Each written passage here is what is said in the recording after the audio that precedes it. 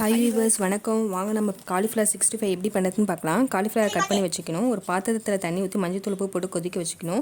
இப்போ இந்த கொதிக்கிற தண்ணியில் கட் பண்ணி வச்சுருக்க காலிஃப்ளவர் 5 நிமிஷம் போட்டு எடுத்துக்கணும். நெக்ஸ்ட்டு கடலை மாவு, கார்ன்ஃப்ளவர், உப்பு, அரிசி மாவு, சில்லி பவுடர் வேணும்னா கலர் ஆட் பண்ணிக்கலாம், இல்லைன்னா அதை ஸ்கிப் பண்ணிக்கோங்க. இது எல்லாத்தையும் ஒன்றா கலந்து வச்சுக்கணும். 10 நிமிஷம் அப்படியே இருக்கட்டும். இப்போ வானலில் எண்ணெய் ஊற்றிக்கலாம். நான் ரிஃபைன்டு சன்ஃப்ளவர் ஆயில் தான் எடுத்திருக்கேன். ஆயில் நல்லா சூடானதும் காலிஃப்ளவர் ஃப்ரை பண்ணி எடுத்துக்கலாம். இப்போ காலிஃப்ளவர் வந்துட்டு ஒவ்வொன்றா போட்டு பொரிச்சு எடுத்துக்கணும்.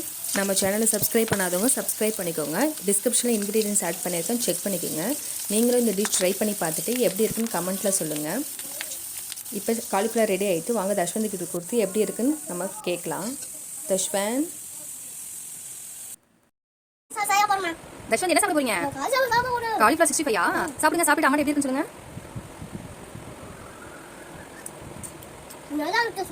சூப்பரா இருக்கா?